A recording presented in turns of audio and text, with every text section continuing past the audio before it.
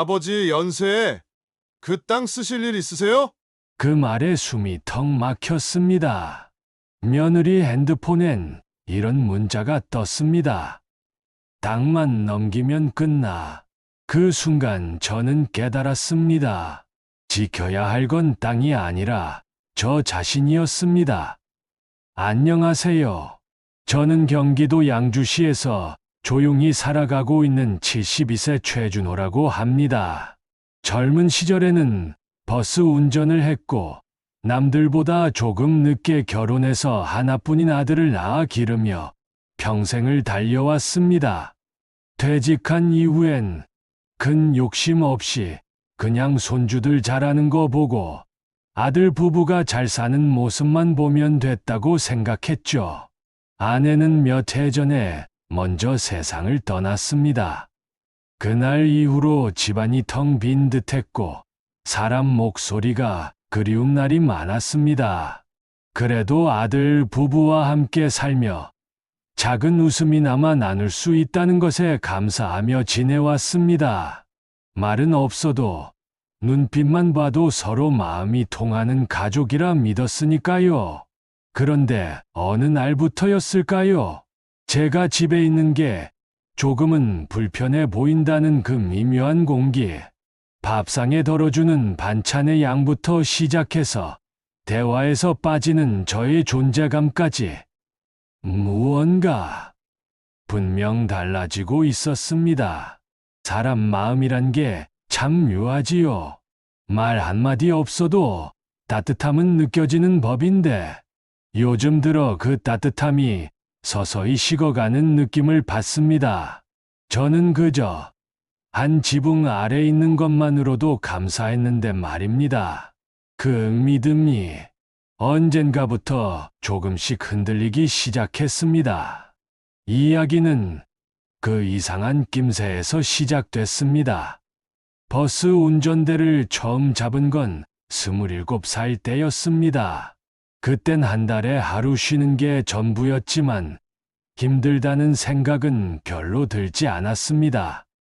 하루라도 빨리 돈을 모아서 집을 마련하고 가족을 편히 살게 해주고 싶었거든요. 결혼은 30 중반이 넘어서 했습니다.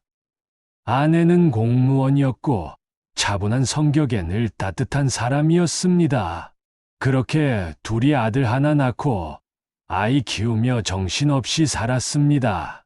남들처럼 해외여행 한 번, 취미생활 하나 없이 아들의 학원비, 대학 등록금, 결혼 자금까지 어떻게든 마련했습니다. 아내가 늘 말하던 게 있어요. 당신 곁에선 언제나 마음이 참 든든하고 당신처럼 마음 따뜻한 사람은 드물어요. 그 말이 저는 얼마나 고맙고 위로가 되었는지 모릅니다. 집도 없던 우리가 처음엔 단칸방에서 시작해서 겨우 전셋집 마련하고 퇴직할 무렵엔 조그마한 아파트도 장만했습니다. 그 와중에 아내와 함께 시골 땅도 하나 샀어요. 언젠가는 전원주택이나 지어서 둘이 노후 보내자고요.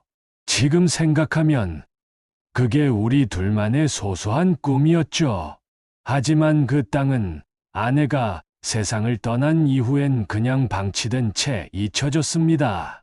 제게 남은 건 조용한 거실, 그리고 텅 빈 식탁뿐이었죠. 그래도 저는 괜찮다고 생각했습니다. 아들과 며느리가 함께 있으니 그게 제 남은 삶의 보람이라 여겼습니다. 아들 진우는 결혼 전까진 참 다정했습니다.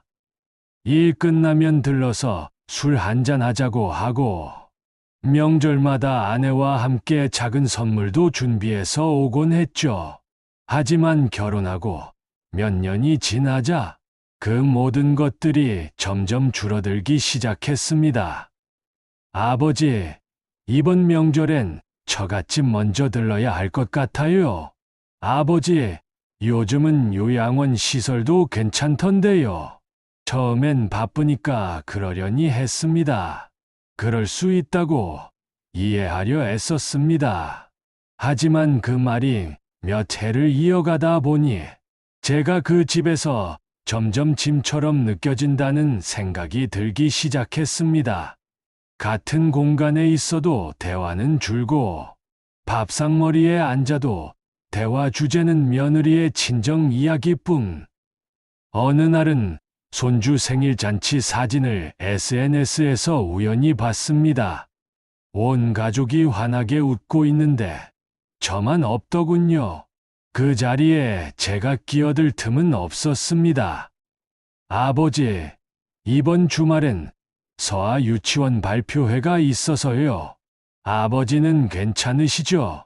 네, 괜찮다고 말했지만 사실은 손주가 피아노를 치는 걸 직접 보고 싶었습니다. 작은 의자에 앉아 박수라도 쳐주고 싶었어요. 하지만 저는 초대받지 못했습니다. 집으로 돌아와 텅 빈 거실에 앉아 시계를 보며 아이의 연주 시간을 혼자 상상하며 박수를 쳤습니다. 서아야, 잘했어. 할아버지가 보고 있었단다. 그날 밤 아들의 집에서 찍은 사진이 도착했습니다. 손녀와 장모님, 장인어른이 나란히 앉아 웃고 있었고 그 속에 저는 없었습니다. 그걸 보는 순간 깨달았습니다. 이 집에서 나는 이제 가족이 아니라는 걸요. 어느새 밥 한 끼 나눠 먹는 것도 조심스러워졌고 조용히 방 안에 들어가 숨죽이는 게 습관이 되어버렸습니다. 그리고 어느 날 며느리의 한마디가 결정적이었습니다. 아버님, 요즘 요양원도 시설 좋아졌대요. 그 말에 아들은 아무 말도 하지 않았습니다. 말리지도 않았고 눈길조차 피했습니다. 그때 저는 느꼈습니다. 이 집은 이제 내가 머물 곳이 아니구나. 짐을 싸서 나오는 길, 현관문이 탁 하고 닫히는 소리가 아직도 귓가에 맴돕니다. 그날은 비가 추적추적 내리고 있었습니다. 오후 5시쯤 낡은 우산을 들고 집 앞 골목을 지나는데 어디선가 익숙한 그림자가 눈앞에 나타났습니다. 아버지, 요즘 어디서 지내세요? 아들이었습니다. 한 달 가까이 연락 없던 그 녀석이 갑자기 눈치 없이 아무 일도 없었다는 듯 나타난 것이었습니다. 그냥 근처에 방 하나 얻어서 지내지. 그게 뭐예요? 왜 말도 없이 나가셨어요? 저희도 마음이 좋지 않았어요. 그 말에 웃음이 나올 뻔했습니다. 마음이 좋지 않았다고? 그랬으면 왜 아무 말도 없었을까? 아들은 그날 저녁을 사겠다며 근처 식당으로 저를 데려갔습니다. 그 집에서는 한 번도 듣지 못했던 말들이 줄줄이 흘러나왔습니다. 아버지, 손주도 많이 보고 싶어 해요. 서영이도 요즘 반성 많이 해요. 너무 무심했대요. 어색하고 과장된 말투가 들렸지만 저는 말없이 국물만 떠먹었습니다. 며칠 뒤엔 며느리가 직접 연락을 해왔습니다. 아버님, 지난번엔 너무 죄송했어요. 시간이 괜찮으시면 잠깐 뵐 수 있을까요? 평생 먼저 연락한 적 없던 사람이 갑자기 그 상황이 낯설면서도 이상했습니다. 이상하다 싶었습니다. 하지만 저는 아직 믿고 싶었습니다. 며칠 사이 연락은 점점 잦아졌습니다. 자주 보자는 말, 집에 다시 들어오시라는 말, 그리고 어김없이 나오는 이야기. 아버지, 그 시골 땅 아직 그대로 갖고 계시죠? 요즘 땅값 장난 아니래요. 혹시 알아보셨어요? 어느 날 아들이 뜬금없이 말했습니다. 아버지, 그 땅 말인데요. 어차피 아버지도 연세 있으시고 지금부터라도 제 명의로 돌려놓으면 제가 관리할게요. 그 순간 그간 느꼈던 온기 없는 관심이 모두 하나로 이어졌습니다. 그들이 궁금한 건 제 건강도 외로움도 아니었습니다. 그저 그 땅이 누구 이름으로 되어 있느냐, 언제 팔 것이냐, 누가 받을 것이냐, 그것뿐이었습니다. 그날 밤 오래된 서랍에서 땅 문서 4본을 꺼내 들여다봤습니다. 아내와 함께 보관해두었던 낡은 봉투, 그 위엔 아내의 손글씨가 또렷하게 남아 있었습니다. 이 땅이 당신한테 마지막 선물이야. 당신만 있으면 세상 어디든 집 같았어요. 그 글을 읽으며 저는 그 따뜻함과 지금의 싸늘한 계산을 비교하게 됐습니다. 며느리와 아들은 계속해서 전화했고, 며느리는 선물을 들고 찾아오기도 했습니다. 하지만 그 어떤 말에서도 진심은 없었습니다. 오직 땅, 오직 돈, 오직 명예. 그날 이후 저는 결심했습니다. 내가 지켜야 할 건 그 땅이 아니라 나 스스로에 대한 존엄이라는 걸요. 며칠 후 아들이 다시 찾아왔습니다. 이번엔 그동안 한 번도 데려가 본 적 없던 동네에서 꽤 비싼 초밥집이었습니다. 아버지, 여기 참 좋아요. 회 좋아하시잖아요. 그 말 한마디에 속이 좀 뒤틀렸습니다. 내가 회 좋아하는 걸 알았으면 왜 지난 10년간 한 번도 이런 자리를 마련하지 않았을까? 접시에 회가 나올 동안 아들은 본론을 꺼냈습니다. 아버지, 이번에 그 땅 제대로 알아봤어요. 지금 가격이면 최소 200억은 넘을 거예요. 그걸 왜 내가 알아봤냐? 아버지 거니까 그렇죠. 근데 솔직히 아버지 혼자서는 그런 거 처리 힘드시잖아요. 그래서 그냥 제 명의로 넘겨주시면 세금 문제도 그렇고 제가 알아서 처리하고 수익은 당연히 아버지께 드리는 거죠. 그 순간 젓가락을 내려놓았습니다. 정적이 흘렀고 아들의 눈빛은 조급하게 흔들렸습니다. 아버지, 저희 가족 아니에요. 결국 다 같이 잘 살아야죠. 저는 웃음이 났습니다. 결국 가치란 말도 계산 위에 던져진 단어였구나. 그럼 내가 죽으면 너한테 다 올 거니까 지금부터 넘기라는 거냐? 그런 식으로 말씀하시지 마세요. 그런 식. 그럼 어떤 식으로 말해야 내가 편하겠냐? 아들의 입이 닫혔습니다.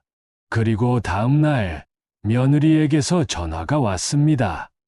아버님, 진우가 요즘 많이 힘들어해요. 다 아버님 생각해서 그러는 건데 너무 그러시면 안 되죠. 그 목소리는 차분했지만 그 안엔 날이 서 있었습니다. 더 이상 거절하지 말라는 의미였습니다. 그 통화 이후 손주들 사진이 갑자기 단절됐습니다. 며느리가 보내주던 카카오톡도 끊겼고 아들마저 연락을 줄였습니다. 그 집에선 나를 다시 드리려 했으나 뜻대로 안 된 사람으로 여기는 것 같았습니다. 한순간 다시 고요해졌습니다. 이번엔 내가 만든 고요가 아니라 그들이 만든 거리감이었습니다. 며칠 뒤 전화를 걸었습니다. 받지 않았습니다. 그 다음 날 문자 하나가 왔습니다. 아버지, 요즘 저희가 좀 정신이 없어요. 나중에 다시 연락드릴게요. 그리고는 또다시 며칠 동안 아무 소식도 없었습니다. 그날 밤, 방 안이 유난히 추웠습니다. 아내가 있던 자리에 손주 웃음이 들리던 영상통화의 기억, 아들이 술 취해 기대던 저녁들, 모든 장면이 떠올랐습니다. 그 안에 저는 항상 주었던 사람이었습니다. 받은 적은 단 한 번도 없었습니다. 아내가 말했죠. 당신만 있으면 세상 어디든 집 같았어요. 그런 곳은 이제는 현실에 없다는 걸 뼈저리게 느끼는 밤이었습니다. 한동안 연락이 끊긴 뒤 뜻밖에도 아들이 먼저 전화를 해왔습니다. 아버지, 이번 주말에 시간 되세요? 서아 생일이라 다 같이 모이기로 했어요. 갑작스러운 초대에 순간 망설였지만 손주 얼굴을 한 번이라도 본다는 생각에 마음을 다잡고 알겠다고 했습니다. 작은 카페를 빌려 조촐하게 준비된 생일 모임. 손주는 천진난만한 웃음으로 뛰어다녔고 아들은 저를 향해 예전처럼 다정한 말을 건넸습니다. 아버지, 이렇게 와주셔서 감사해요. 서아가 진짜 좋아하더라고요. 그 말에 마음 한구석이 녹는 듯 했습니다. 이제야 예전처럼 돌아가는 걸까? 역시 내가 너무 예민했나? 그날 며느리도 저를 살갑게 대했습니다. 아버님, 오늘 드실 거라도 좀 싸드릴게요.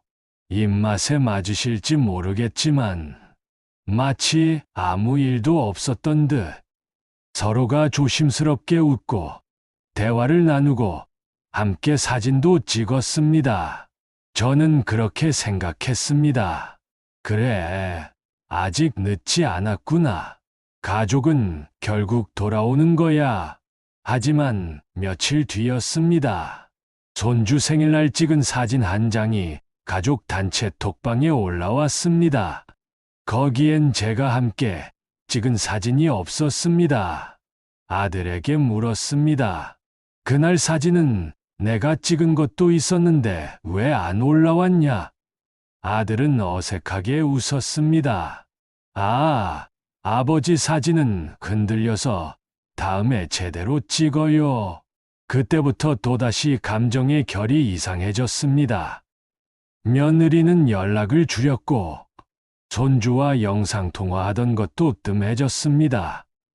그리고 아들은 느닷없이 다시 그 말을 꺼냈습니다. 아버지, 그 땅 말인데요. 지금 매물로 내놓으면 정말 좋은 조건에 팔 수 있어요.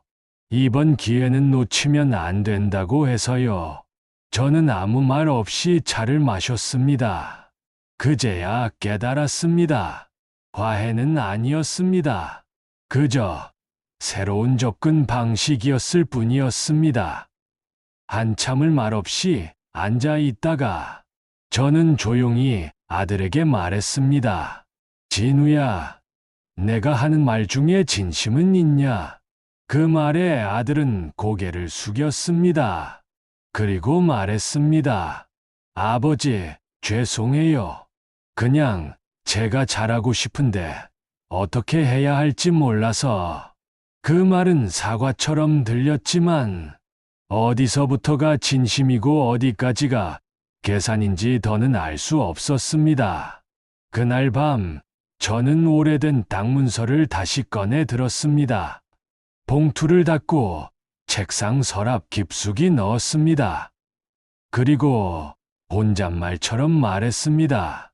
이건 누구한테도 주지 않는다. 그 순간 창밖에서 바람이 흔들렸습니다. 고요한 밤이었지만 그 바람은 앞으로 또 다른 불안이 다가오고 있음을 알리는 듯했습니다. 그날은 토요일이었습니다. 아침부터 전화벨이 여러 차례 울렸습니다. 한 번은 안 받았고 두 번째는 망설이다 받았습니다. 아버지, 혹시 오늘 시간 좀 되세요? 지금 근처에 있는데 잠깐 뵐 수 있을까요? 아들이었습니다. 밥이라도 먹자는 말 없이 잠깐이라는 단어가 먼저였습니다. 거실에 앉자 그는 봉투 하나를 꺼냈습니다. 이거요. 요즘 개발 계획서예요. 아버지 땅도 이 안에 들어가 있더라고요. 이 정도면 거의 확정이에요. 나는 봉투를 바라보며 조용히 물었습니다. 그래서 지금 명의만 제 쪽으로 정리해두면 나중에 복잡한 일 없이 깔끔하게 정리돼요. 그게 우리 가족 전체를 위해 좋은 거고요. 나는 한참 말이 없었습니다. 그 옆에서 며느리가 조심스럽게 말을 이었습니다. 아버님, 저희가 요즘 많이 힘들어요. 진우 직장도 불안하고 저도 육아 병행하느라 이제 서아 학원비도 걱정이고요. 그 말에 나는 자기도 모르게 헛웃음을 터뜨렸습니다. 그래서 내 땅을 넘기면 너희가 편해지겠다는 거냐? 그게 아니고요. 그 땅 사실 아버지도 안 쓰시잖아요. 있어봐야 관리도 안 되고 그냥 놀리고만 계시잖아요. 아들이 나직하게 말을 이었습니다. 그리고 솔직히 아버지 연세에 그 돈 쓰실 일 있으세요? 그 말이 끝나는 순간 나는 찬물을 끼얹은 듯 숨이 막혔습니다. 당신은 이제 의미 없는 존재다. 그 말이 그렇게 포장되어 들려왔습니다. 아내가 남겨준 땅, 두 사람의 노후를 위해 꿈꾸었던 곳. 그 땅이 내 존재의 마지막 자존심이 되어 있었던 겁니다. 그들은 그걸 쓸모없는 것이라 여겼고, 그 땅을 지키고 있는 나조차 쓸모없는 사람이라 여겼습니다. 그때 며느리의 핸드폰이 울렸습니다. 그녀는 황급히 화면을 가렸지만 잠깐 스쳐 지나간 화면엔 이런 메시지가 떠 있었습니다. 땅만 넘기면 끝나. 너무 질질 끌지 마. 나는 아무 말도 하지 않았습니다. 그러나 머릿속은 하얗게 질려 있었습니다. 이제야 확실히 알았습니다. 그들이 보여준 모든 다정함과 배려는 280억짜리 시골 땅 앞에서 만들어낸 위선이었습니다. 그날 밤 집으로 돌아온 나는 조용히 아내의 사진 앞에 앉았습니다. 당신, 이럴 줄 알았으면 그 땅 그냥 우리 둘이 살아있을 때 팔 걸 그랬지. 그리고 조용히 이어 말했습니다. 이제 나도 준비할게. 그 사람들 방식대로, 나도 나만의 방법으로. 불 꺼진 방 안. 오래된 달력의 날짜가 흔들리고 있었습니다. 며느리의 휴대폰에서 스쳐 지나간 문장. 땅만 넘기면 끝나. 그 한 줄이 머릿속을 떠나지 않았습니다. 다음 날 아들에게 전화를 걸었습니다. 시간 좀 내라. 할 얘기가 있어. 낮 2시 근처 조용한 찻집. 나는 아들에게 봉투 하나를 내밀었습니다. 그 안에는 땅 문서가 아닌 오래된 사진 한 장이 들어 있었습니다. 아내와 함께 시골 땅에서 찍은 사진. 해에 질 무렵 둘이 웃으며 담벼락에 앉아 찍은 그 사진. 이게 내가 그 땅을 왜 지키고 싶어 하는지 이유다.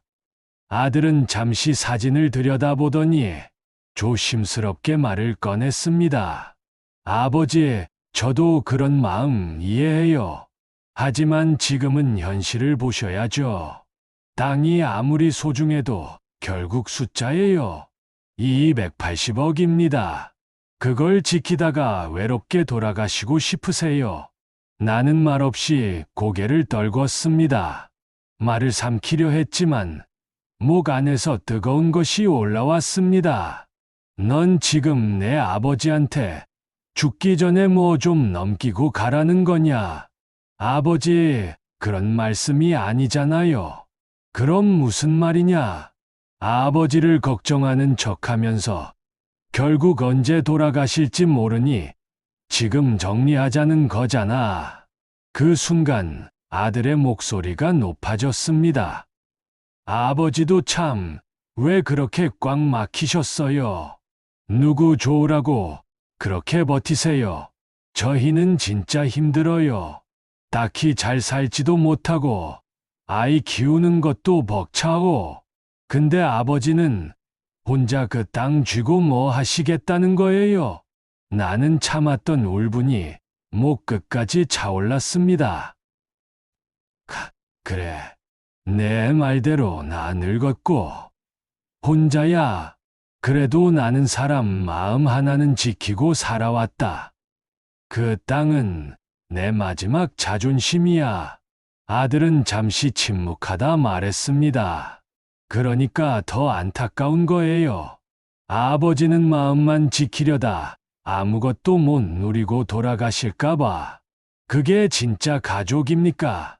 그 말에 나는 손을 떨며 물컵을 내려놨습니다.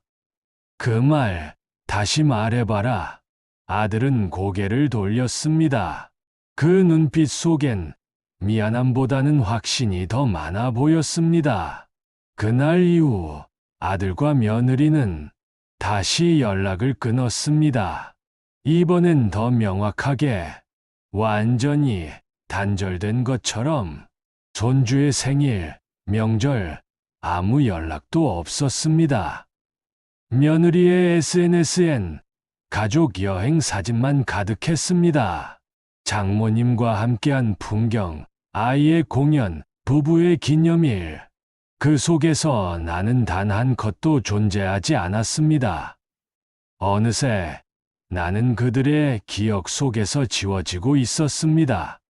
몇 달 뒤 마을로 낯선 사람들이 하나둘 찾아오기 시작했습니다. 여기 혹시 리개발 부지 맞죠? 예, 이 근처가 전부 재개발 확정 구역이라던데요. 나는 조용히 미소를 지었습니다. 이미 알고 있었습니다. 도시계획 고시가 나기 전 내가 그 땅에 직접 찾아가 눈으로 확인했거든요.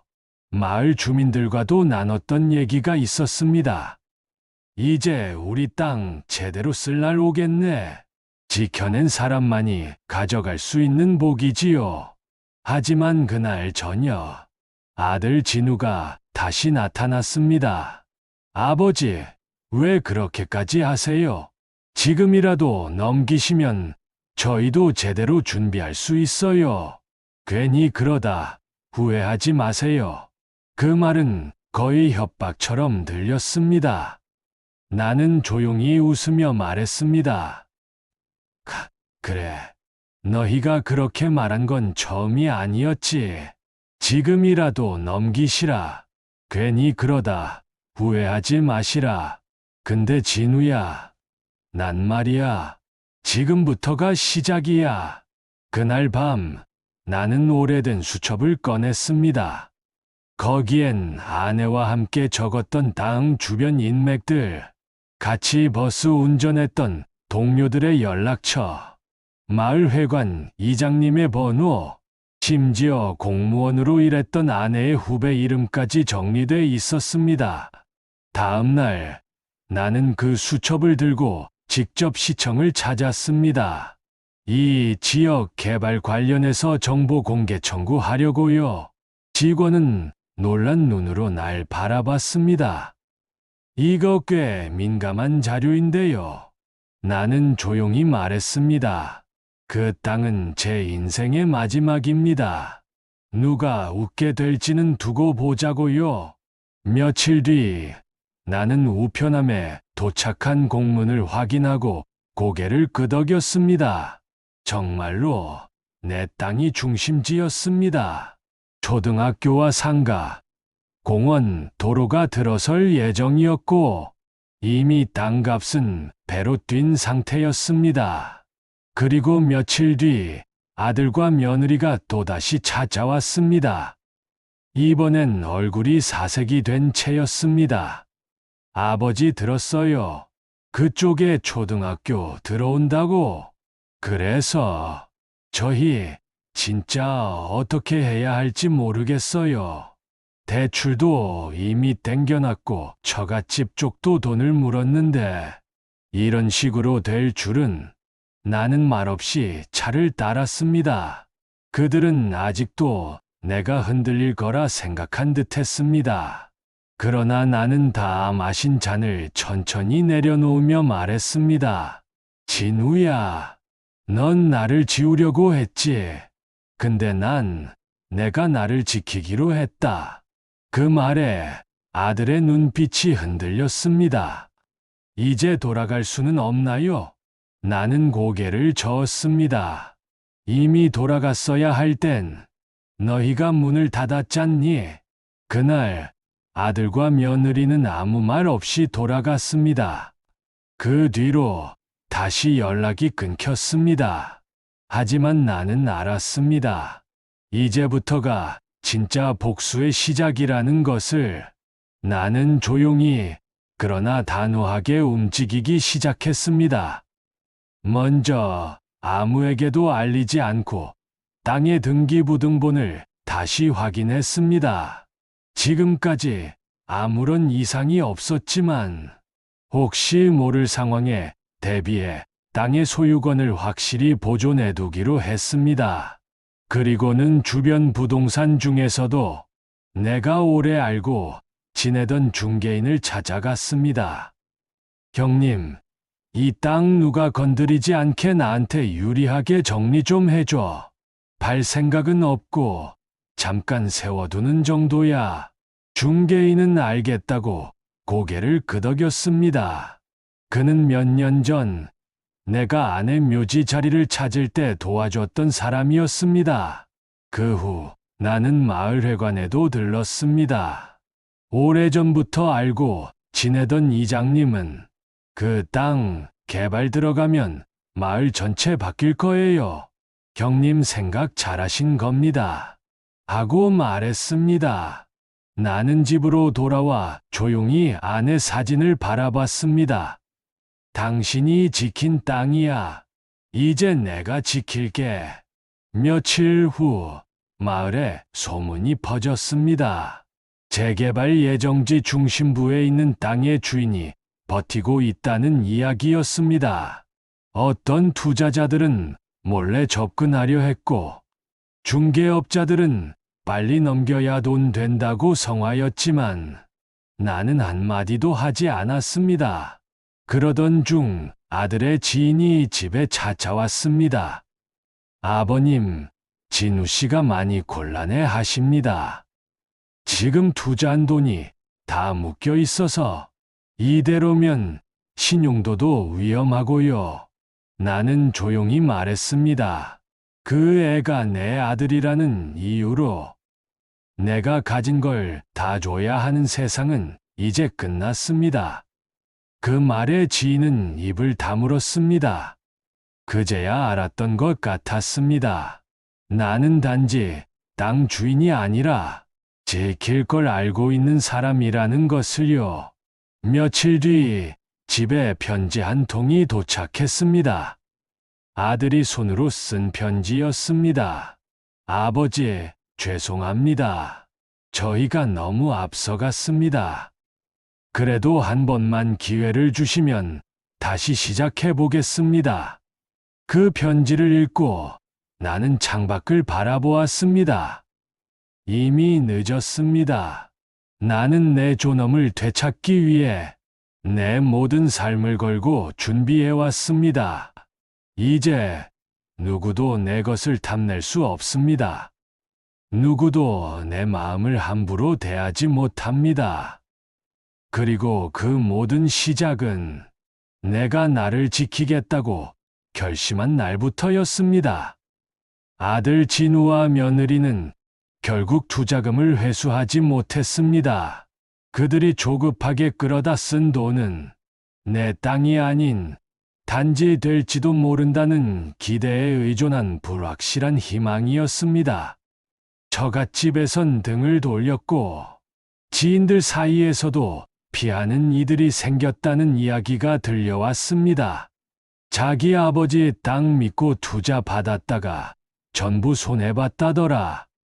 진우는 회사에서도 신뢰를 잃었고 며느리는 육아에 지쳐가며 아르바이트를 전전하게 되었다고 들었습니다. 나는 묵묵히 내 자리를 지켰습니다. 동네 주민들 사이에선 그 어르신, 결국 버티셨다. 대단하셔. 저 땅 다들 넘기라고 성화였는데 소리가 들려오기 시작했습니다. 마을회관에서 재개발 관련 설명회가 열렸고 이장님이 나를 주민대표로 소개했습니다. 우리 마을 중심에 자리하신 최준호 어르신 덕에 전체 땅값이 안정적으로 올라갈 수 있었습니다. 그 자리에선 누가 박수를 치는 일도 누구 하나 과하게 떠들지도 않았습니다. 그저 사람들의 고개가 천천히 끄덕여졌습니다. 나는 마이크를 들지 않았습니다. 그저 조용히 앉아 있다가 뒤편에 앉아 있던 동년배 어르신에게 말했습니다. 내가 가진 게 별거 없어도 지키고 싶은 건 꼭 지켜야 사람 구실하는 거 같소. 그 말에 어르신이 웃으며 대답했습니다. 그게 인생이지요. 며칠 후 진우가 조용히 집에 찾아왔습니다. 문 앞에서 한참을 머뭇거리더니 힘없이 고개를 숙이며 말했습니다. 아버지, 죄송합니다. 제가 너무 어리석었습니다. 나는 잠시 그를 바라보다 말했습니다. 사람은 다 실수를 한다. 근데 그 실수를 돌아보는 데서 진짜 어른이 되는 거다. 그날 그는 말없이 고개를 끄덕였고 나는 다시 나의 자리를 지켰습니다. 그 땅은 아직도 그대로입니다. 어쩌면 언젠가는 그 땅의 가치가 없어질지도 모릅니다. 하지만 그 안엔 내가 지켜낸 기억이 있고 내 아내와 함께한 약속이 있으며 누구도 값을 매길 수 없는 나의 존엄이 담겨 있습니다. 나는 오늘도 마당에 차를 놓고 조용히 볕이 드는 창가에 앉아 책을 읽습니다. 누구도 탐내지 않는 소박한 하루, 그리고 누구도 빼앗을 수 없는 하루입니다. 이제야 알겠습니다. 가진 게 많다고 지키는 게 아니라 지키기로 마음먹은 사람이 가진 사람이라는 것을. 요즘 저는 새벽에 눈을 뜨면 마당으로 나가 아내가 남겨놓고 간 화분을 한 입씩 들여다봅니다. 몇 해 전 그저 말라가던 화분이었는데 이상하게도 요즘 들어 새싹이 자주 올라옵니다.